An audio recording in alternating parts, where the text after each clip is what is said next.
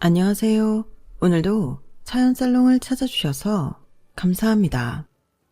5년간의 결혼 생활을 마치고 이혼 2년차에 들어선 30대 여성입니다. 인생에는 3번의 기회가 있다고 하잖아요. 하지만 준비가 되지 않은 사람은 그 기회를 놓치기 마련이고, 준비된 사람만 그 기회를 바탕으로 성공을 이루게 되는 것 같아요. 불과 몇 년 전까지만 해도 제 친정 부모님은 성공과는 먼 삶을 살아오셨어요. 가진 거 없이 맨손으로 시작해 가정을 이루고 어떻게든 자식들을 먹여 살리려고 갖은 노력을 했지만 살림은 나아지지 않았거든요. 자식으로서 곁에서 지켜보면서 안타까울 때가 한두 번이 아니었어요. 누구보다 열심히 사는 분들인데 옆에서 조금만 도와주면 금방 일어설 것 같은데 매번 돈 때문에 좀처럼 일어서지 못하시는 게 그렇게 안쓰럽더라고요.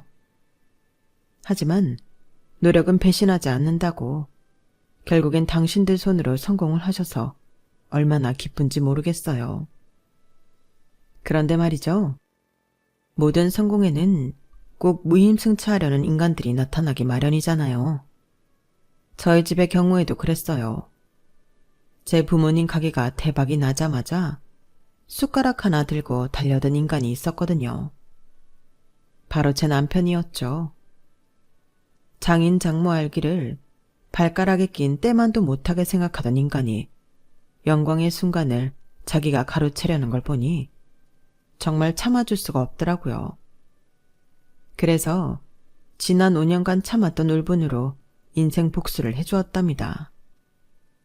결혼한 지 2년이 되는 지금까지도 그때 일을 생각하면 속이 뻥 뚫리는 것 같다니까요. 그럼 지금부터 제 사연을 들려드리겠습니다. 어릴 때부터 저는 넉넉한 환경에서 살아본 적이 없어요. 저희 집은 늘 쪼들리고 살았거든요. 저희 부모님은 단돈 25만 원으로 결혼 생활을 시작하셨어요. 당시 저희 아빠는 연극을 하셨는데 극단에서 받는 한 달 월급이 50만 원도 안 됐거든요. 그나마도 관객이 들었을 때나 그렇고, 관객이 없을 때는 수익금의 일부를 단원이 나눠 갖는 거라서 10만 원도 안 되는 급여를 받는 달도 있고 그 이상을 받는 달도 있었는데, 결혼을 하게 된 그 달은 25만 원이 통장에 들어오던 달이었던 거죠. 애지중지 키운 막내딸이 돈 없는 무명배우랑 결혼을 하겠다고 하자 제 외가에서는 반대가 심했대요. 오죽하면 외할아버지가 엄마를 집에 가둬두고 집 밖에 못 나가게 했을까요? 그런데 사람 마음이 그렇잖아요. 못하게 하면 더 끈덕지게 하고 싶은 거. 저희 부모님도 그랬어요. 마치 무대 위 로미오와 줄리엣이 된 것처럼 더 서로를 그리워하고 애정을 키워나갔거든요. 그러다 결국 엄마가 집을 탈출해 아빠 월세방으로 도망쳐오면서 두 분의 역사는 시작됐어요. 당연히 외가에서는 외할아버지를 비롯해 외삼촌들까지 아빠가 일하는 극단에 찾아와 난리를 치셨죠. 무대에 올라야 하는 아빠 얼굴을 족사발을 만들어 놓기도 했어요. 그러자 참다 못한 엄마가 외가에 달려가 단판을 지었죠. 앞으로 친정엔 절대 손 안 벌릴 테니까 딸 하나 죽었다고 생각하시라고요. 그렇게 부모 형제와 절연을 한 엄마는 아빠한테 청혼을 했어요. 당시 아빠 수중에 있던 돈은 25만 원에 불과했는데도 엄마는 상관없다며 혼인신고를 하자고 했죠. 사랑 외에는 아무것도 없었던 부모님한테 같은 극단 동료들은 조촐한 결혼식을 열어주었어요. 무대 의상을 개조해 만든 웨딩드레스와 객석에서부터 이어지는 버진로드. 청춘이라서 가능했던 결혼식이었죠. 하지만 무대 위에서 결혼식을 했던 아빠는 얼마 뒤 무대를 떠날 수밖에 없었어요.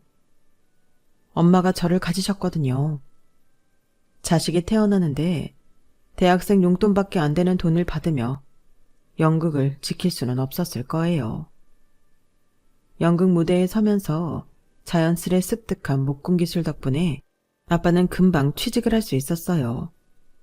비록 공사판 일이었지만 연극을 하던 때보다는 훨씬 풍족하게 살 수 있었다더군요. 제가 젖을 떼면서부터는 엄마도 일을 시작했어요. 비록 대학 졸업은 못했지만 명문대 출신이라서 과외자리도 구할 수 있었거든요. 두 분이 안팎으로 열심히 돈을 번 덕분에 생활은 많이 안정되었지만 꼭 이럴 때 일이 생기기 마련이잖아요. 아빠가 공사장에서 낙상을 하는 바람에 다리를 비롯해 많이 다치셨고 보상금은커녕 반년 가까이 내리 쉬게 되면서 가세는 더 기울어 갔어요. 그런데 세상 일이 그렇잖아요. 꼭 사기꾼들은 사람이 힘든 순간 달콤한 말을 앞세워 접근하기 마련이니까요. 가장으로서 역할을 제대로 못해 자존감이 바닥을 치고 있던 그때 아빠 옆 병상에 누워있던 사람이 아빠한테 솔깃할 만한 제안을 한 거예요. 자기는 대학 근처에서 식당을 하는 사람인데 이제 돈도 벌 만큼 벌었고 이제는 좀 쉬고 싶다며 아빠한테 자기 가게를 인수하라고 한 거예요. 당장 돈이 없어서 보증금 마련이 어렵다고 하자 자기가 아는 곳에서 대출을 받게 해줄 테니 그 돈으로 보증금을 마련하라고 한 거죠. 당시 저희 아빠는 마땅한 직업이 없어서 대출을 받을 수 없는 상황이었거든요. 나머지 보증금은 장사해서 천천히 갚아. 나도 젊을 때 지겹게 고생을 해본 놈이라 그쪽 사정 뻔히 아는데 없는 돈 만들어 오라고 할 수는 없잖아. 주방이랑 호리모들한테는 그쪽이 내 조카라고 얘기해 둘 테니 많이들 도와줄 거야. 나도 그 자리에서 돈 벌어 자식들 대학 공부까지 다 시키고 작지만 건물 하나 샀으니 젊은이도 열심히 벌어서 자식한테 부끄럽지 않은 부모가 되라고. 감사합니다, 어르신. 세상 물정 모르는 아빠는 그 말을 곧이곧대로 믿었고 그 아저씨가 알려준 곳에서 대출 받았어요. 그리고 그 돈은 보증금의 일부라는 명목으로 옆 병상 아저씨 손으로 들어갔죠. 하지만 들뜬 마음으로 가게에 출근한 아빠는 청천벽력 같은 소리를 들었어요. 가게 주인이라던 사람이 알고 보니 가게와는 전혀 무관한 사람이었던 거죠. 그쪽도 그 인간한테 사기당했어요? 아휴, 이번 주만 벌써 몇 번째야. 그 인간 자기가 우리 가게 인수하겠다고 툭 하면 가게에 사람 끌고 찾아와서 주방이며 창고며 여기저기 들쑤시고 간 사람이에요. 금방 계약할 것 같아서 귀찮아도 잘 대해줬더니 아우 썩을 놈의 새끼. 그래놓곤 갑자기 연락을 뚝 끊더니 이 난리가 난 거지 뭐. 그쪽은 얼마나 뜯겼어요? 우리 가게가 생긴다는 생각에 대출도 받고 있는 돈 없는 돈 다 끌어모았던 엄마와 아빠는 그 자리에 주저앉고 말았어요. 그게 저희 부모님이 당한 첫 번째 사기였어요. 상황이 어떻든 대부 업체에서 빌린 돈을 갚아야 했던 아빠는 닥치는 대로 일을 해댔어요. 사금융권에서 한 대출이라서 이자가 어마어마했거든요. 잠자는 시간 외에는 일만 했다고 보면 될 정도로 아빠는 죽어라 일을 했고 3년을 꼬박 벌어서 그 돈을 갚았어요. 마지막 원금과 이자를 갚으러 갔더니 대부업체 사장이 그러더래요. 지금까지 이 짧은 기간 동안 이자의 원금까지 다 갚은 사람은 저희 아빠가 처음이라고요. 그러면서 앞으로도 지금처럼 열심히 살라고 아빠를 유명한 대박집에 연결해 주었어요. 그 식당에서 아빠는 7년 동안 일을 배우며 돈을 모았어요. 그러는 사이 저는 초등학생이 되었고 엄마는 마트에서 파트타임으로 일을 하셨어요. 아직은 제가 어려서 집에 혼자 둘 수 없었거든요.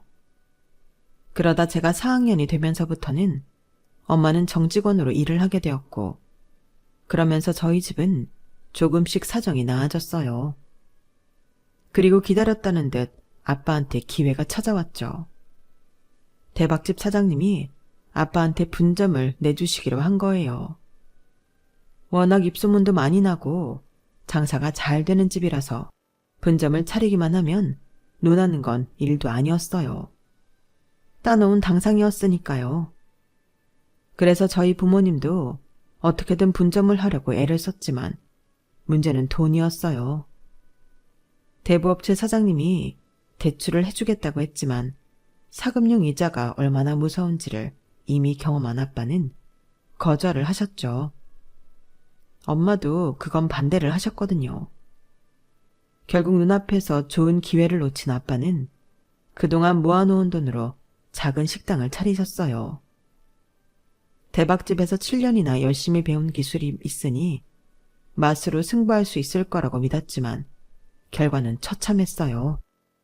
인건비를 줄이려고 엄마마저 직장을 그만두고 가게 일에 매달렸지만 엄마 인건비는커녕 가게 새도 안 나오는 실정이었거든요.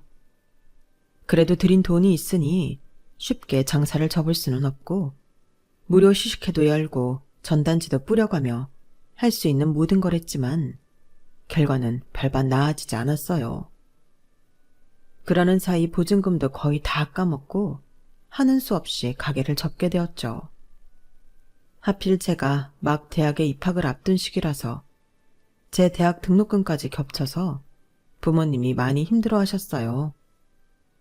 그래서 대학을 포기하겠다고 말씀드렸더니 아빠가 엄청 화를 내시더라고요. 지은아, 아빠는 4살 때 부모한테 버려져서 시설에서 자랐어. 살면서 내가 제일 부러웠던 거 뭔지 아니? 공부하라고 혼내는 부모님이었다. 시설에서 사는 동안 아무도 내 성적에 대해 관심이 없었거든. 내가 대학을 가든 고등학교를 중퇴를 하든 아무도 관심이 없었어. 내 부모가 아니었으니까. 앞으로 내 인생에 대해 상관없었으니까.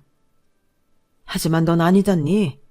엄마도 있고 아빠도 있는데 어렵게 붙은 대학까지 포기한다는 게 말이 되니?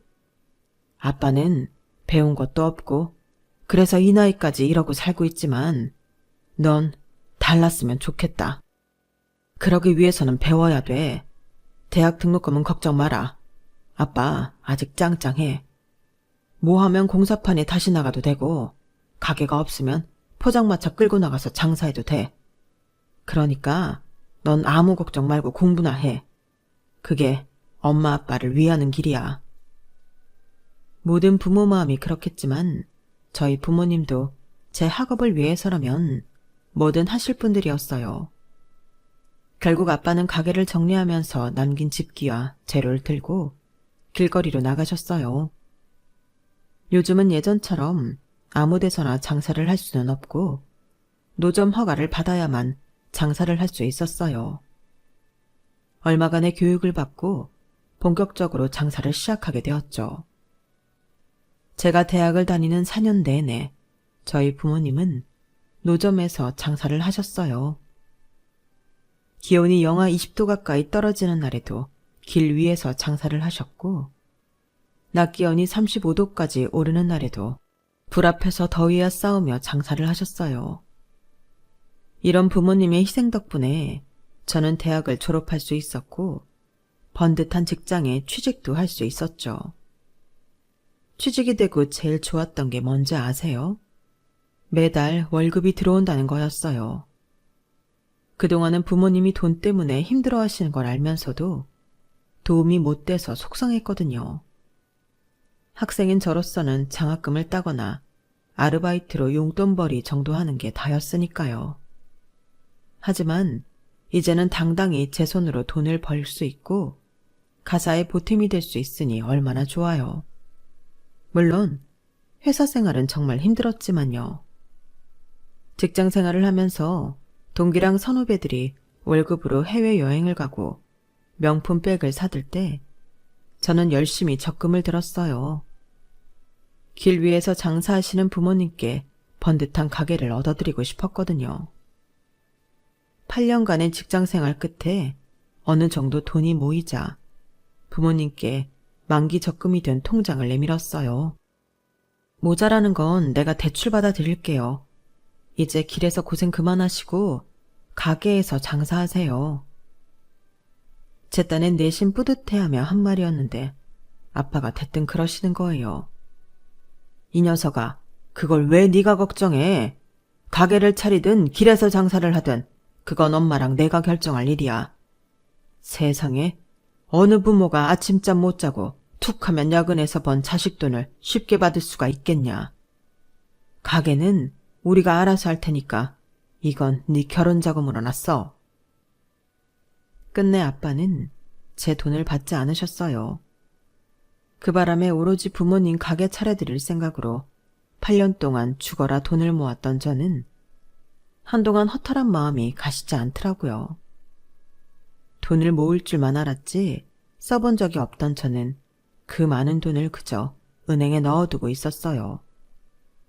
그런데 선배 하나가 하루는 그러는 거예요. 어머 미쳤어. 그걸 은행에 뭐하러 넣어둬. 이제도 얼마 안 되는데. 이참에 지은 씨도 투자를 좀 해봐. 요즘 코인이나 주식으로 돈 버는 사람 많잖아. 남들은 투자할 돈이 없어서 못하는데 손에 돈을 쥐고도 안 하면 바보지. 내가 잘 아는 투자자가 하나 있는데 소개해 줄게. 아니요, 됐어요. 저는 그런 거에 관심도 없고 잘할 자신도 없어요. 잘못해서 힘들게 번 돈 날리느니 그냥 은행에 넣어둘래요. 지은 씨, 내가 꼭 투자를 하라고 그 사람을 소개해 준 건 아니야. 자기도 이제 나이가 꽤 찼는데 슬슬 연애도 하고 결혼 생각도 해야 할 거 아냐. 나도 지은 씨랑 비슷하고 능력도 있는 사람이야. 한번 만나보기나 해. 선배는 싫다는 저를 끝내 미팅 자리까지 내보냈어요. 상대 남자는 한눈에 봐도 자신감의 참모습이었어요. 인물이 좋은 것도 아니고 키가 큰 것도 아닌데 당당한 걸음걸이와 확신에 찬 말투가 꽤 신뢰감을 주는 사람이더라고요. 하지만 이성으로서 관심이 가는 타입은 아니어서 첫 만남 이후 연락은 하지 않았어요. 그랬더니 얼마 뒤 저희 회사로 찾아왔더라고요. 말로는 퇴근길에 회사 앞을 지나다가 들렀다고 하는데 딱 보면 모르나요? 일부러 온 게 분명했죠. 딱히 반갑거나 하지는 않았지만 그래도 저희 회사까지 와준 성의가 고마워서 제가 저녁을 사겠다고 했어요. 그런데 이 사람이 저를 꽤나 비싸 보이는 이태리 레스토랑으로 데려가지 뭐예요. 그런 데는 한 번도 가본 적이 없는 터라 메뉴판을 받아든 순간부터 머리가 아찔해졌어요. 그런데 제가 걱정할 겨를도 없이 자기가 알아서 주문을 해주더라고요. 그리고는 차에 두고 온 게 있다며 잠깐 밖으로 나갔어요. 기다리는 동안 저는 좀 전에 주문한 음식값을 계산해 보기로 했어요. 아무래도 제가 대접을 하기로 했는데 이런 식당은 얼마나 나올지 가늠이 안 됐거든요. 웨이터를 불러 메뉴판을 다시 받아 가격을 봤는데 세상에 1인 코스 금액이 27만 원이지 뭐예요. 거기다 서비스 요금 및 부가세는 별도였고요. 순간 눈탱이 맞았다는 생각에 기분이 확 나빠졌어요. 그런데 그때 마침 남자가 테이블로 돌아온 거예요. 그리고는 제 앞에 커다란 쇼핑백을 내밀더군요. 해외 출장 갔다가 하나 샀어요. 지은 씨한테 잘 어울릴 것 같아서요. 별거 아니니까 받아주세요.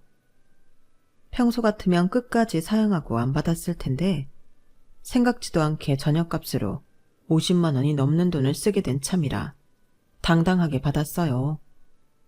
이거라도 받고 오늘 날린 밥값을 챙겨야겠다 싶었죠. 코스 요리는 에피타이저부터 디저트까지 뭐 하나 빠질 것 없이 맛있었어요. 돈 있는 사람들은 이런 밥을 먹는구나 생각하니 평생 외식도 제대로 못하고 살아온 부모님 생각이 나더라고요. 언제 날 잡아서 여기에 부모님을 모시고 와야겠다 생각했죠. 그렇게 저녁을 잘 먹고 계산을 하려는데 이미 계산이 됐다는 거예요. 알고 보니 잠깐 밖에 나갔다 오면서 남자가 미리 계산을 해둔 거였죠. 순간 제 손에 들린 쇼핑백이 부담스럽게 느껴졌어요. 이럴 줄 알았으면 끝까지 안 받겠다고 하는 건데 이제 와서 당신이 밥값 냈으니 이건 안 받겠다고 할 수도 없고 난감했죠. 그래서 다음엔 내가 식사 대접을 하겠다고 했어요. 그랬더니 대뜸 휴대폰을 꺼내더니 그러는 거예요. 다음이면 정확히 언제죠? 혹시라도 지은 씨 마음이 바뀔지 모르니까 이 자리에서 정해요. 언제가 편하세요? 솔직히 반은 진심, 반은 빈말이었는데 이렇게 집요하게 따지고 들어오니 날짜를 정하지 않을 수가 없었어요. 그래서 다음 주 금요일 저녁을 같이 하기로 했죠. 집에 돌아와 쇼핑백을 열어보니 백이더라고요. 사이즈도 들고 다니기에 적당하고 바느질도 탄탄한 것 같아서 마음에 들었어요.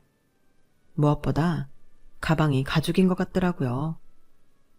그동안 직장 생활을 하면서 입사할 때 샀던 가방 하나로 지금껏 버티고 있었는데 잘 됐다 싶었죠. 안 그래도 가방을 하나 새로 살까 했었거든요.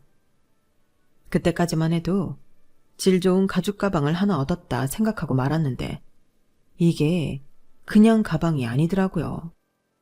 다음날 남자가 사준 가방을 들고 출근을 했더니 여직원들이 달려와 제 가방을 보고 감탄을 하는 거예요. 선배, 이거 어디서 샀어요? 아직 우리나라에 안 들어왔을 텐데?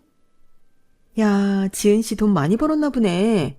이 비싼 걸 어떻게 살 생각을 다 했대? 다른 사람도 아니고 구두쇠 지은 씨가 말이야. 다들 왜 그래요? 이 가방이 좋은 거예요? 제 말에 저를 둘러싸고 있던 여직원들이 눈을 휘둥그레 뜨곤 인상을 팍 썼어요. 지은 씨, 지금 몰라서 묻는 거야? 이거 명품이잖아. 그것도 아무나 못 사는 에르메스. 설마 모르고 산 거야? 못해도 2천 가까이 줬을 것 같은데? 네? 2천이요? 아니 무슨 가방이 그렇게 비싸요? 난 그저 출장 갔다가 샀다고 주길래 받았는데. 그 말에 여직원들 사이에선 난리가 났어요. 도대체 어떤 남자길래 출장 선물로 그 비싼 백을 사주냐고 말이죠.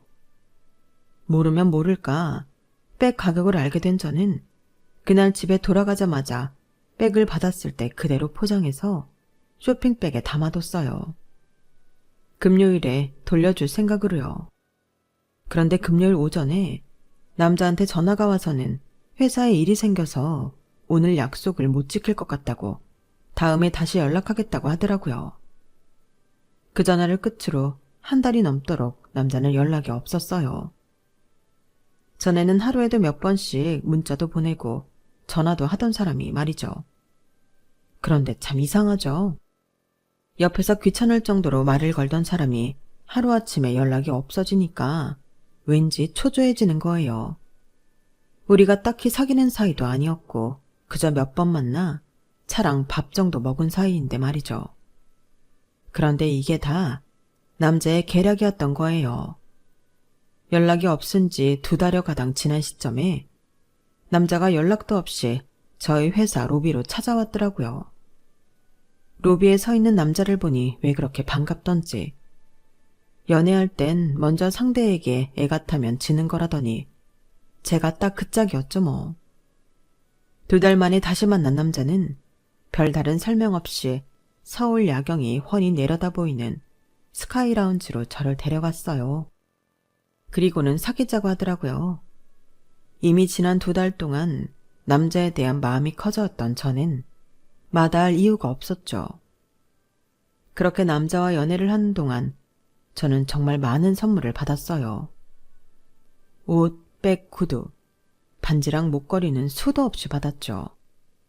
당시엔 제가 명품에 대해 너무 몰라서 그냥 받았는데 이것들도 다 명품이었더라고요. 그것도 엄마 덕분에 알게 되었어요.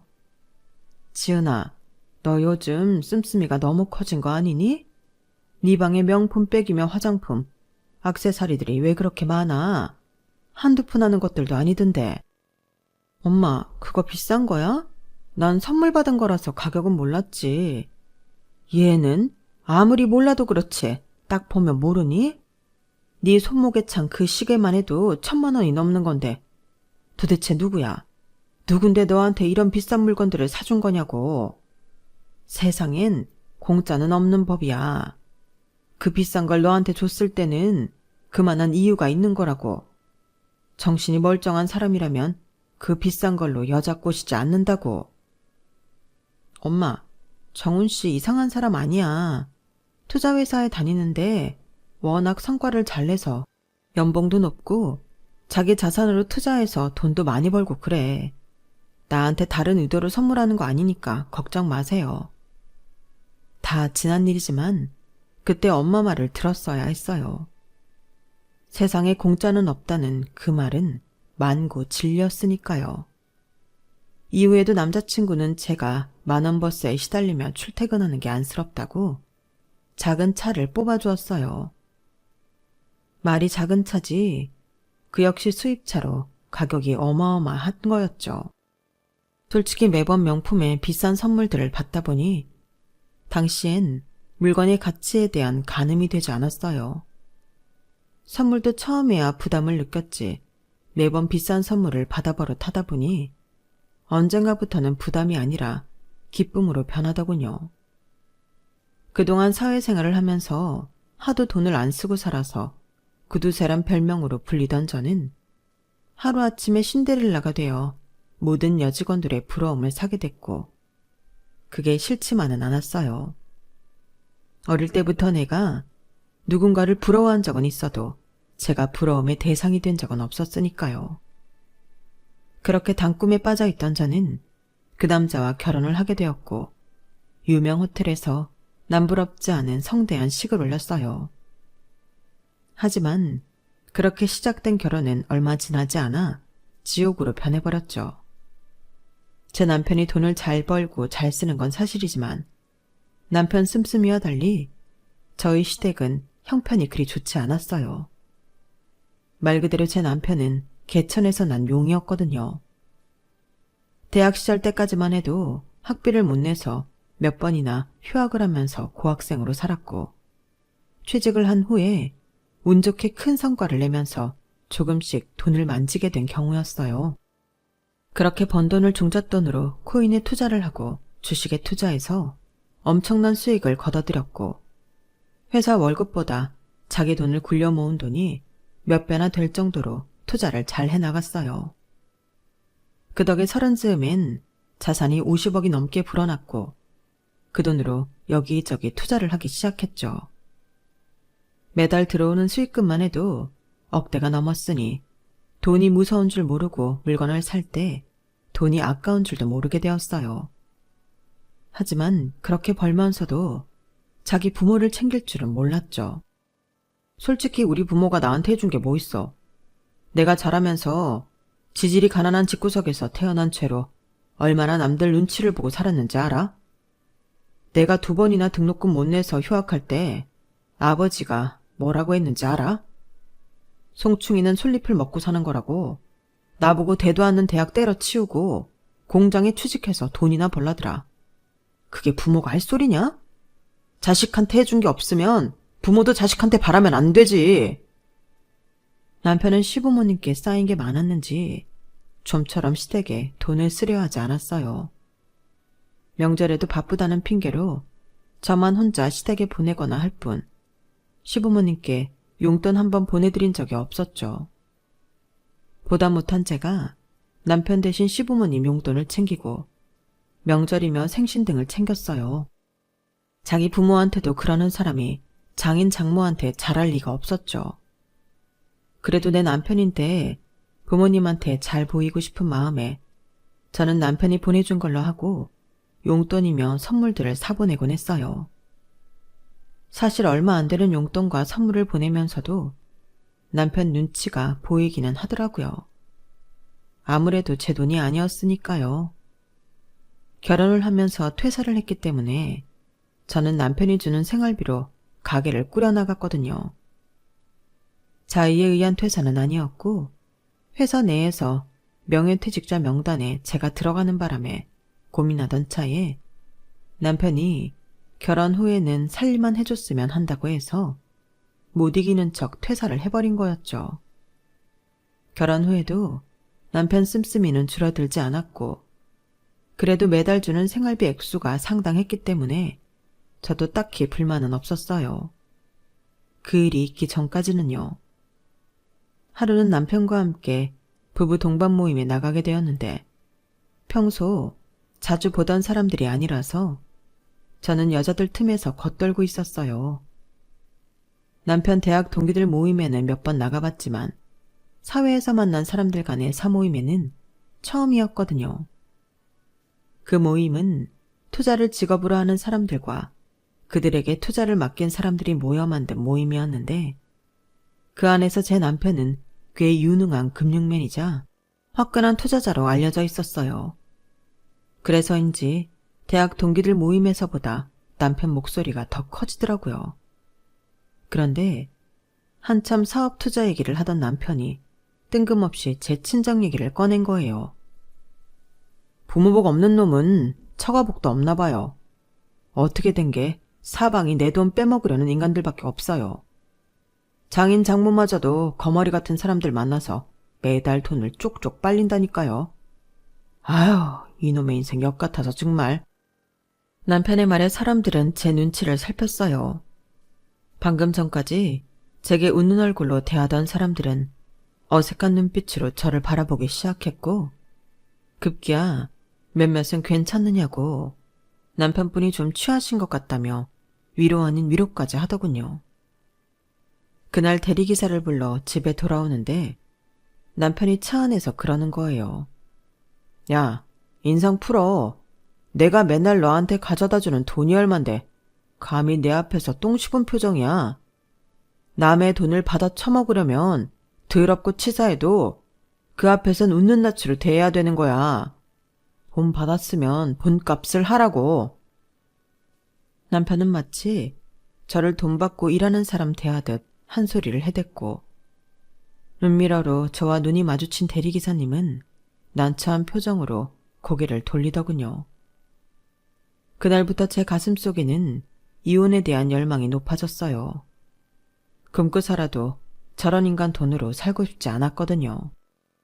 그런데 가만 생각해보니까 내가 남편한테 그런 대접을 받으면서 고개 숙일 이유가 없더라고요. 비록 제가 밖에서 돈을 벌지는 않지만 집에서 가사노동은 하고 살잖아요. 더러운 남편 비위 맞춰가며 시댁 살림도 챙기고 있고요.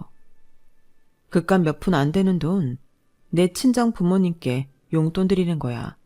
내 가사노동비에서 떼어드린다 생각하면 문제도 아닌 거였어요. 생각을 바꾸니 남편 앞에서 주눅이 들어있던 마음이 조금은 나아지더군요. 그래, 이혼할 때 하더라도 내가 살 궁리는 해놓고 하자 싶어서 남편 몰래 아르바이트를 시작했어요. 직장 다닐 때 사수였던 분이 독립해서 회사를 차렸는데 정직원 외에 프리랜서도 고용해 쓰기도 한다더라고요. 그래서 그 일을 제게 달라고 했어요. 큰 돈은 아니었지만 일감이 있을 때마다 목돈이 들어오니 자투리 시간을 할애해서 일하는 것 치고는 벌이가 꽤 쏠쏠하더라고요. 집안일은 집안일대로 잘 이어가고 있으니 남편도 제 부업에 대해서는 알 리도 없었고요. 그러던 차에 부모님이 오랜 노상장사를 끝내고 가게를 차리게 되셨어요.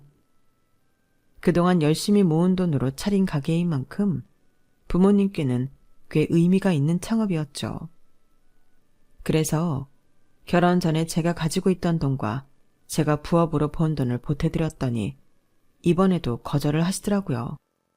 이거 그냥 드리는 거 아니에요. 내 나름의 투자라고요. 저 그이랑 조만간 이혼할지 몰라요.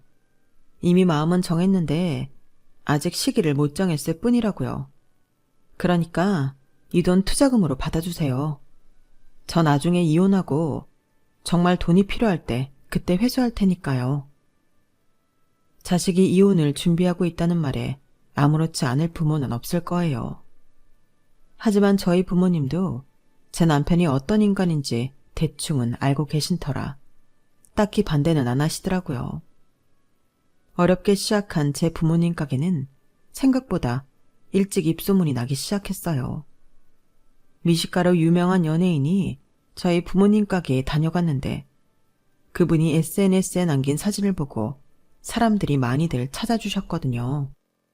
남들은 유명 블로거나 인플루언서한테 돈을 주고 홍보를 한다는데 저희 부모님 가게의 경우는 운때가 따랐는지 돈 한 푼 안 들이고 제대로 홍보를 한 셈이었죠. 그동안 몇 번의 실패를 거듭했던 부모님은 이번이 인생의 마지막 기회라는 생각으로 아무리 손님이 늘어도 재료와 서비스의 질을 유지하려고 노력하셨고 그 노력은 오히려 대박 가게로 거듭나는 계기가 되었어요. 가게 문을 연 지 2년도 안 돼서 가게를 확장하게 되었고 배달 주문까지 받게 되었거든요. 그동안 노상에서 장사를 하면서 산전수전을 다 겪으신 부모님은 마지막으로 찾아온 기회를 놓치지 않고 꽉 잡았어요. 덕분에 창업 3년 만에 새 들어갔던 건물까지 인수하게 되셨죠. 저희 부모님이 승승장구하는 사이 장인 장모를 자기 돈 빨아먹는 거머리라고 흉보던 남편은 내리막을 걷게 되었어요. 투자했던 돈은 여기저기서 깨지고 날아가 버렸고 회사 내에서는 연달은 투자 실패와 업무 과실로 결국 잘리고 만 거예요. 그런데도 정신 못 차리고 한창 벌 때처럼 해픈 씀씀이를 자랑하더니 끝내 은행권에서 최후 독총장까지 날아오게 되었어요. 이제는 더 이상 자신이 감당하기 어려운 상태가 되자 남편이 뭐라는 줄 아세요? 저보고 시댁에 가서 돈 좀 빌려오라는 거예요. 나보고 당신 부모님한테 돈을 빌려오라고? 당신 제정신이야? 무슨 염치로 자기 부모님께 손을 벌려? 그동안 당신이 부모님을 부모 취급이나 했어? 돈 잘 벌 땐 그렇게 무시하고 발길도 끊고 살던 사람이 돈 떨어지니까 자기 부모를 찾는 게 말이 되냐고. 난 못해. 난 못 가니까 당신이 가든 말든 알아서 해. 야, 그동안 네가 내 돈 가져다 줬잖아. 네가 우리 부모님한테 용돈이다 뭐다 퍼다 준 돈 다 내가 피땀 흘려 번 돈이야. 네가 퍼다 나른 돈 다시 찾아오라는데 무슨 말이 많아. 잔말 말고 가서 5천 해와. 당장 이번 달 이자 안 내면 이 집 날아간다고. 그래, 내가 퍼다 나른 돈 당신 돈이라는 거 인정해. 근데 그간 어머님 아버님께 드린 돈 5천은커녕 500도 안 돼. 그나마도 당신한테 온갖 욕 얻어먹어가면서 가져다 준 돈이라고. 근데 뭘 다시 찾아오래. 그렇게 돈이 궁하면 그동안 당신이 명품 떠안겨준 사람들한테나 받아오라고. 벼룩도 낯짝이 있지. 자기 부모한테 용돈 몇 푼 드리고는 5천을 받아오라뇨. 그동안 남들한테는 한 병에 몇백만 원씩 하는 와인도 턱턱 안기고 수백 수천짜리 명품이며 골프채까지 쉽게 건네놓고는 왜 엉뚱한 데서 돈을 받아오래요? 말도 안 되는 소리죠. 결국 남편은 제 소유의 수입차를 팔아 은행 이자를 막았어요. 그리고 얼마 뒤 엄마한테 전화가 온 거예요. 제 남편이 벌써 며칠째 사람들을 끌고 와 장사 방해를 한다고요. 가봤더니 아주 가관도 아니더라고요.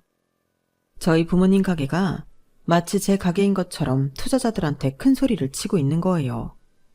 웃기는 건 밖에 사람들이 줄까지 서 있는데 지가 뭐라고 사람들을 끌고 들어와선 홀을 비워달라는 둥, 테스트용으로 각 메뉴마다 만들어 오라는 둥 꼴값을 떨고 있더라고요.